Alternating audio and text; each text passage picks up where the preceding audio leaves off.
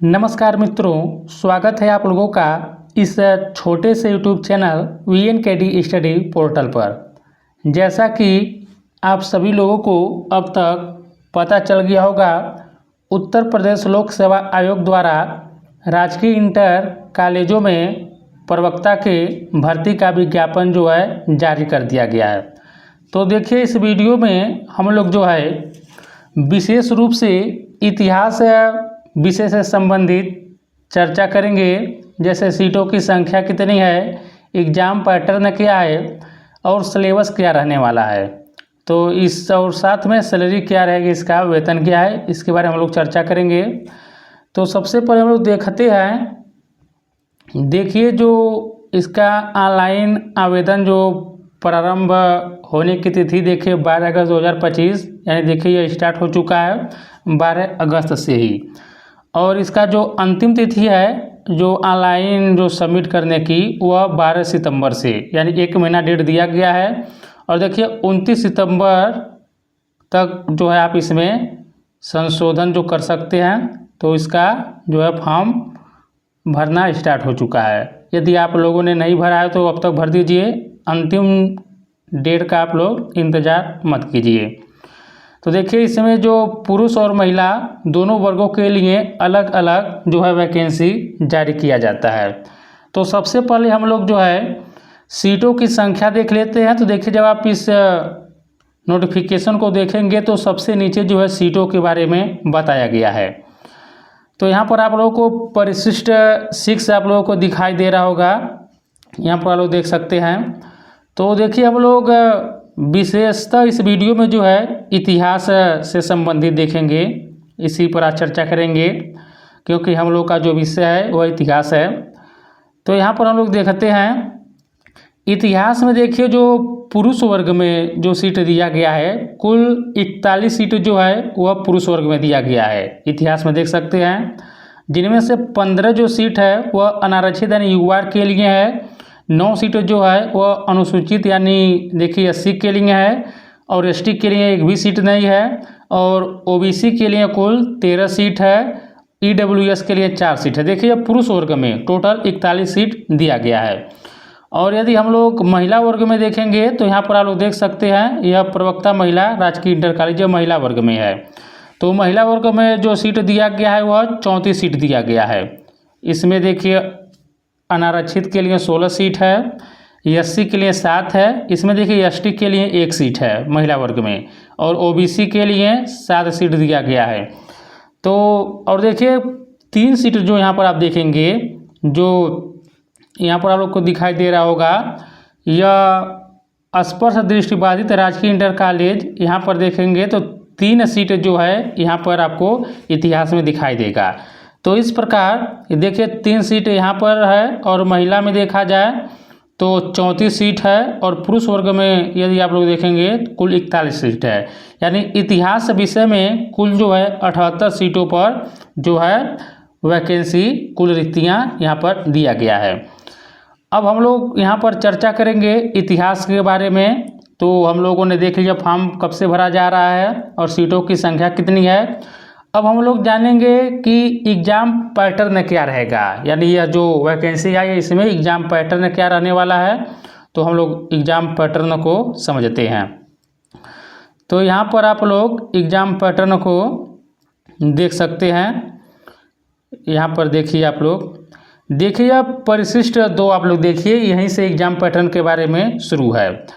तो यहाँ पर देखिए जो प्रवक्ता जो पुरुष महिला वर्ग दोनों के लिए है, यहाँ पर लोग देखते हैं प्रारंभिक परीक्षा है, तो परीक्षा योजना एवं पाठ्यक्रम। तो देखिए जैसा कि आप लोग जानते हैं, अभी हम आप लोगों को बताएंगे कि देखिए 2 भागों में इसको बांटा गया है। ये पहले देखिए प्री होगा आप लोगों को, जो ऑब्जेक्टिव होगा, उसके बाद मेंस होगा जो सब्जेक्टिव लिखित होगा।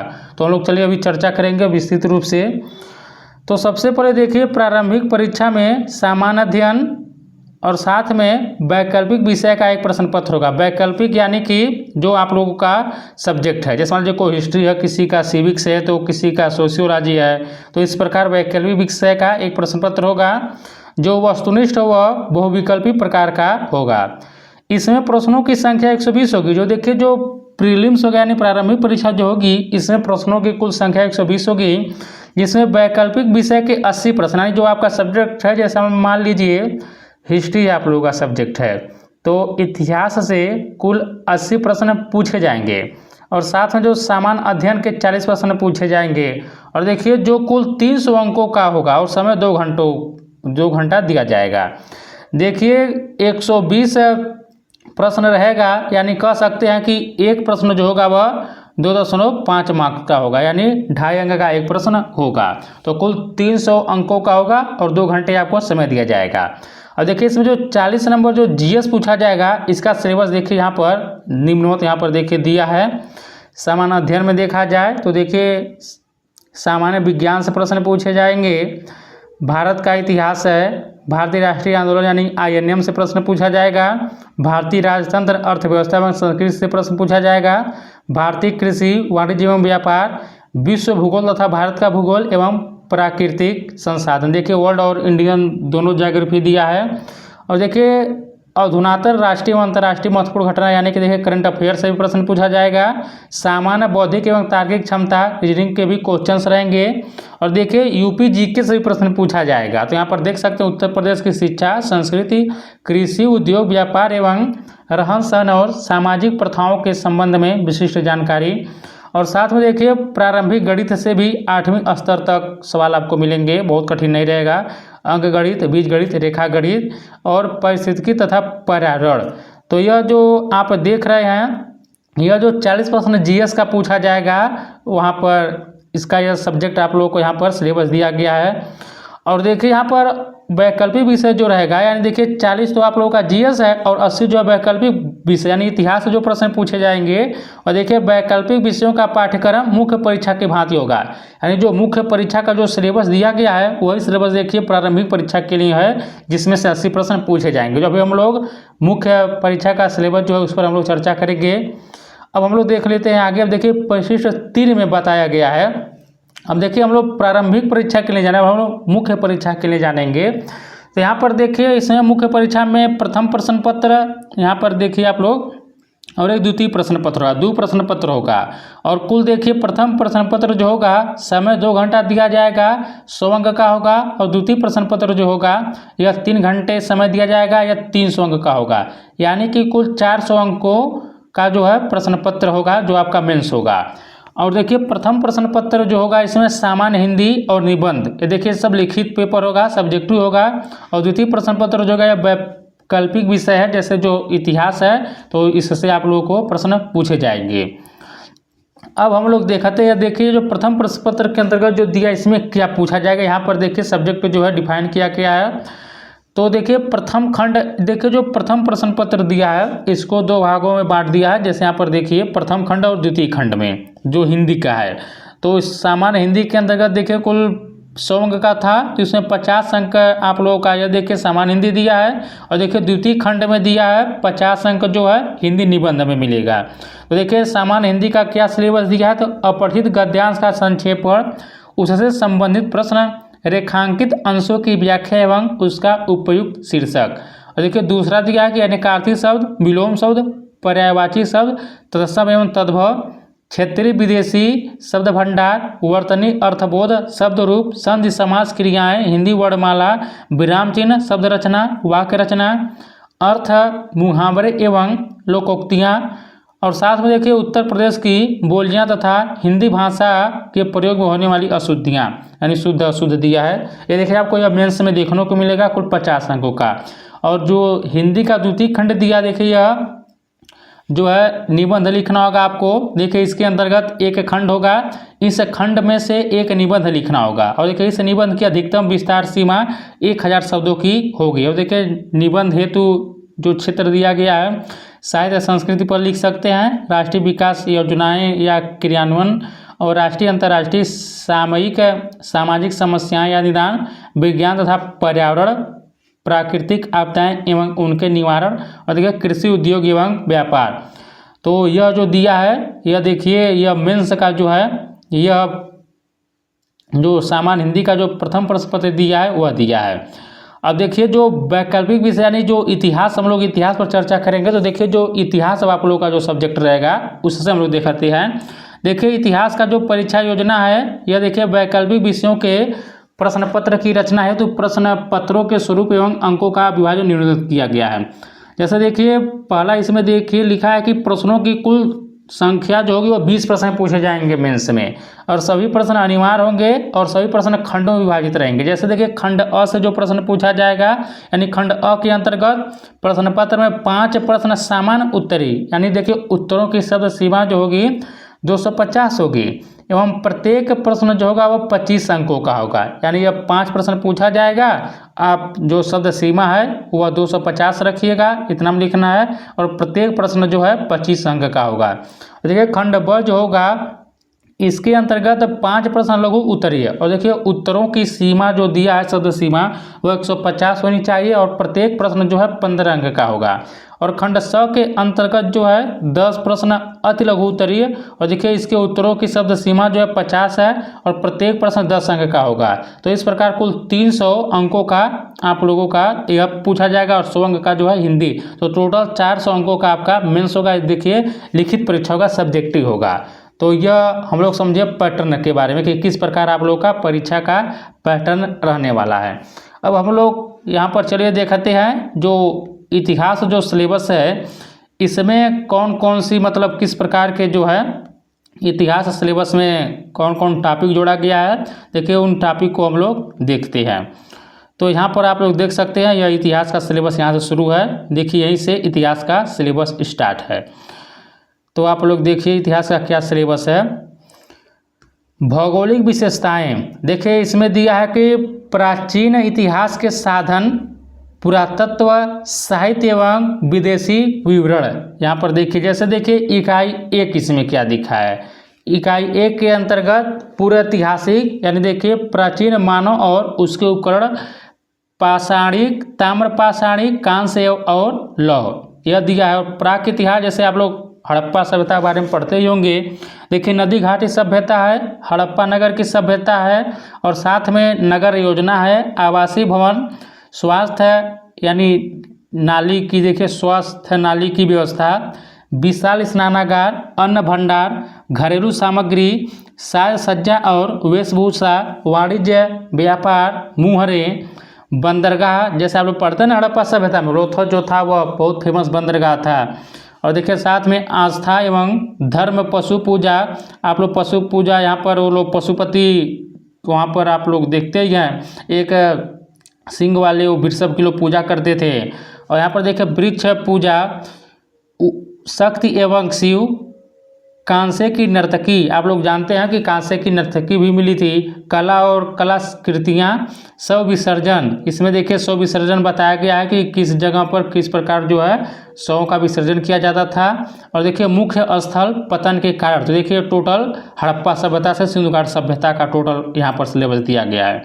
और देखिए यहाँ पर अगला जो है वैदिक संस्कृति जानने के साधन, यानी वैदिक संस्कृति के बारे में है, साहित्य के बारे में है। इसमें देखिए वैदिक संहिताएं, ब्राह्मण ग्रंथ, आरण्यक और उपनिषद एवं धर्मशास्त्र वेदांग होंगे। जैसा कि जानते हैं कि वेदांगों की संख्या कितनी होती है, 6 होती हैं। और देखिए प्रारंभिक वैदिक संस्कृति, सामाजिक व्यवस्था का उदय, वर्ण व्यवस्था, राजा रत्नीन, विवाह, पेशा, देव एवं देवियाँ। और देखिए जब प्रारंभिक वैदिक संस्कृति है, जैसा कि आप लोग जानते हैं कि 1500 से लेकर 1000 तक क्या था, वह वैदिक संस्कृति चली थी। अब 1000 से लेकर 600 तक क्या चला था, वह उत्तर वैदिक काल चला था। तो वही आपको यहाँ पर देखिए वही बताया गया है। तो उत्तर वैदिक संस्कृति क्या है, जाति व्यवस्था का उदय, पेशा, राजा, सभा समिति, जब पढ़ेंगे तो सभा समिति विदत इसमें सब आप लोग पढ़ेंगे। विषय, यज्ञ, कर्म, पुरोहित, आर्थिक व्यवस्था, यानी उस प्रकार कैसे आर्थिक व्यवस्था, देखिए पढ़ क्या है, निष्क क्या है, कृषि एवं उद्योग, ये सभी आपको पढ़ना है। देखिए इकाई 1 था। अब हम लोग इकाई 2 में देखेंगे। तो इसमें देखिए मुख्य धार्मिक आंदोलन जैसे जैन धर्म, बौद्ध धर्म, वैष्णव धर्म, शैव धर्म। तो देखिए यह धार्मिक आंदोलन पूछा जाएगा। देखिए दोस्तों, जो जो सिलेबस में दिया गया है आप लोग सबसे पहले इसी को पढ़िएगा। ये नहीं कि जो बुक उठाए वहीं से शुरू कर दिए, नहीं, जो जो सिलेबस में दिया है आप लोग इस सिलेबस को कवर कीजिएगा। आराम से आप लोग चाहेंगे अगर एक दिन डेली 8 घंटा 10 घंटा पढ़ेंगे तो 1 महीना से 1.5 महीना के अंदर आप लोगों का देखिए सिलेबस पूरा एकदम खत्म हो जाएगा। अगर आप लोग डेली 10 घंटा पढ़ेंगे तो सिलेबस देखिए बढ़िया दिया है, कोई बहुत ना टफ दिया है ना बहुत आसान दिया है, बढ़िया सिलेबस है। और देखिए जैसे ही आप लोग प्री का तैयारी कीजिएगा तो साथ में लिख लिख कर प्रैक्टिस करते रहेगा मेंस के लिए भी, क्योंकि यही जो सिलेबस दिया है जो है प्री का सिलेबस है। आप जब लिख लिख कर देखिए इसको प्रैक्टिस करेंगे तो आप लोगों का जो है साथ में मेंस की भी तैयारी होती जाएगी। और इकाई 3 में देखते हैं, इसमें देखिए राजनीतिक इतिहास 600 ईसा पूर्व से लेकर 1200 ईस्वी तक। और देखिए 16 महाजन यानी जो 16 महाजनपदों को बारे में पढ़ना है, गणराज्य के बारे में पढ़ना है। और देखिए मगध का उत्कर्ष एवं साम्राज्य की स्थापना, जैसे नंद हो गया, मौर्य गुप्त वंश, मौर्य वंश के अंतर्गत देखिए चंद्रगुप्त मौर्य के बारे में, अशोक के बारे में। और देखिए गुप्त वंश के अंतर्गत चंद्रगुप्त प्रथम से लेकर स्कंदगुप्त काल तक आपको पढ़ना है। और देखिए मगध साम्राज्य के पतन का कारण, विदेशी आक्रमण, पारसिक, मकदूनिया के सिकंदर। और देखिए हिंद एवं शक, पल्लव, कुषाण। देखिए यहाँ से भी एग्जाम में देखिए यहाँ से प्रश्न बन सकता है, कई बार बना भी है, इसको कभी कभी कार्यक्रम में पूछ लेता है। तो यहाँ पर देखिए सिलेबस में डिफाइन किया है हिंद एवं शक, पल्लव, कुषाण और हुड़। देखिए इसको आप लोगों को पढ़ना है। आगे हम लोग बढ़ते हैं। अब देखिए उत्तरी भारत 500 ईसा से लेकर 650 ईस्वी तक। और देखिए उत्तर साथ में गुप्त मौखरी वंश, हर्षवर्धन। तो देखिए आप लोग को यह पढ़ना है, मौखरी वंश के बारे में पढ़ना है, हर्षवर्धन के बारे में पढ़ना है। और देखिए प्रमुख स्थानीय शक्तियाँ, जैसे देखिए राजपूत युग 700 ईस्वी से 1200 ईस्वी, शुंग, कण्व, आंध्र सातवाहन, मौखरी, पुष्यभूति, गुर्जर प्रतिहार, चंदेल, परमार चालुक्य, बादामी के चालुक्य, वैगी के चालुक्य, पल्लव राष्ट्रकूट, कल्याणी के चालुक्य, पहदकल के चालुक्य, चोल। तो देखिए आप लोगों को यही सब पढ़ना है। यहाँ पर देख सकते हैं, देखिए इकाई 4 में दिया है प्राचीन भारत में आर्थिक इतिहास। ये देखिए पूरा प्राचीन भारत में आर्थिक इतिहास किस प्रकार का था, कैसे उसके कृषि होते थे, व्यापार वाणिज्य कैसा था, उद्योग धंधे श्रेणी व्यवस्था कैसी थी, नाना देशी सिक्का प्रणाली कैसे थे, सब इसके बारे में पूछा है। और देखिए इकाई 5 में क्या पढ़ना है, तो देखिए प्राचीन समाज के बारे में। जैसे देखिए वर्ण, तो वर्ण क्या, ब्राह्मण, क्षत्रिय, वैश्य, शूद्र। और यहाँ पर देखिए आश्रम क्या था, तो जैसे आप लोग जानते हैं 4 प्रकार के आश्रम है। आश्रम में देखेंगे तो सबसे पहले आप लोगों का ब्रह्मचर्य हो जाएगा, गृहस्थ हो जाएगा, वानप्रस्थ संन्यास हो जाएगा। पुरुषार्थ में जानते हैं 4 प्रकार के, धर्म अर्थ काम मोक्ष होता है। संस्कार 16 प्रकार के संस्कार हैं। शिक्षा, तो इसके बारे में आप लोगों को पढ़ना है। और देखिए इकाई 6 जो है इसमें हम लोग देखते हैं, इसमें दिया है कि कला एवं वास्तुकला, मंदिर, स्तूप, मूर्तिकला, चित्रकला, अन्य कलाएं, हस्तकला, पात्रकला, काष्ठकला, लेखन कला, अभिलेख लिपि, स्तंभ, चट्टान, भित्ति। अब देखिए यहाँ से आगे से शुरू होता है मिडाइवल हिस्ट्री शुरू होता है, वह तो एंशिएंट हिस्ट्री था, अब मध्यकालीन इतिहास शुरू होता है। यहाँ पर देखिए मोहम्मद गोरी का आक्रमण, दास वंश, खिलजी वंश, तुगलक वंश, सैयद वंश, लोधी वंश। और देखिए बाबर मुगल साम्राज्य निर्माता के रूप में, हुमायूं तथा शेरशाह सूरी।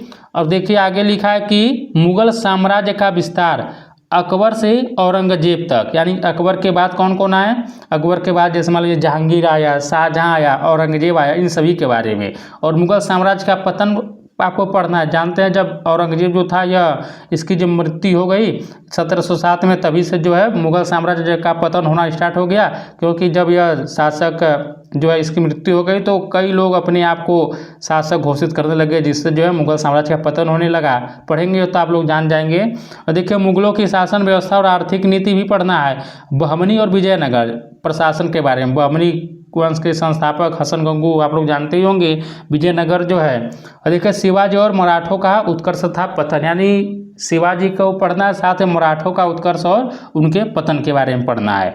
अब देखिए शासन व्यवस्था यहाँ पर दिया है, दिल्ली सल्तनत की शासन व्यवस्था, मुगलों की शासन व्यवस्था की मुख्य विशेषताएं, मुगल कालीन संस्कृति, प्रांतीय शासन, शेरशाह सूरी की शासन व्यवस्था, भूमिकर व्यवस्था, शेरशाह सूरी और अकबर की भूमिकर व्यवस्था। मुगलों की धार्मिक नीति पढ़ना है। और देखिए बाबर की धार्मिक नीति क्या थी। और यहाँ पर देखिए हुमायूं और अकबर की धार्मिक नीति क्या थी। दीन इलाही अकबर ने शुरू किया था। जहांगीर, शाहजहां, औरंगजेब की धार्मिक नीति, मुगलों की दक्षिणी नीति, बाबर से लेकर औरंगजेब तक। देखिए यहाँ पर थोड़ा आप लोगों को बहुत विस्तृत में पढ़ना पड़ेगा।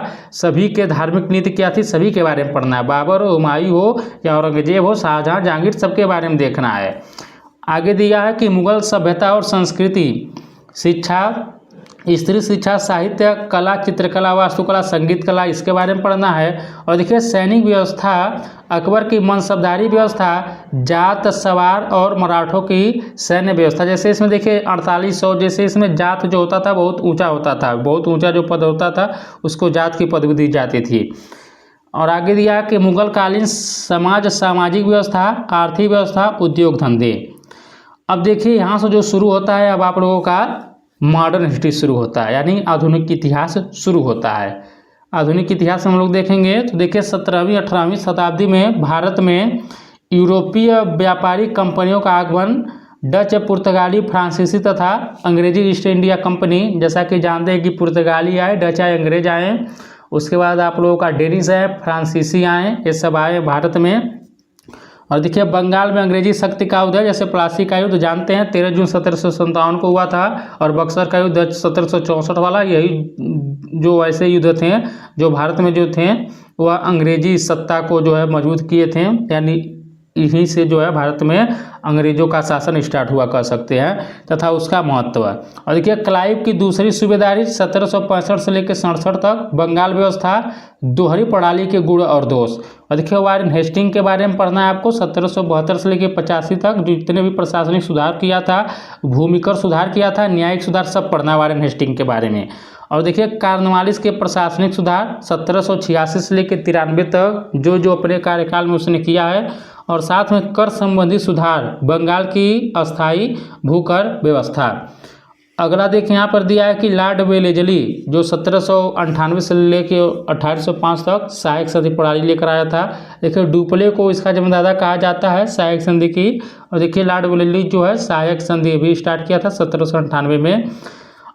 अगला देखिए मैसूर का उत्थान, हैदर अली तथा टीपू सुल्तान। इसमें देखिए प्रथम आंग्ल मैसूर युद्ध के बारे में पढ़ना है, द्वितीय आंग्ल मैसूर युद्ध के बारे में, तृतीय आंग्ल मैसूर युद्ध के बारे में, चतुर्थ आंग्ल मैसूर के युद्ध के बारे में आपको पढ़ना है। देखिए यहाँ पर सब डिफाइन कर दिया है क्या क्या आपको पढ़ना है।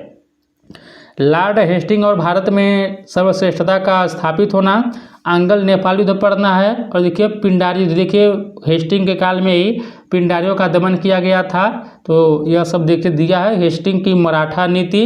और देखिए विलियम बेटिंग के बारे में पढ़ना, 1828 से लेकर 35 तक जितने भी उसने काम किए हैं। जैसे देखिए सती प्रथा को बंद किया 1829 में राजा राम मोहन राय की सहायता से।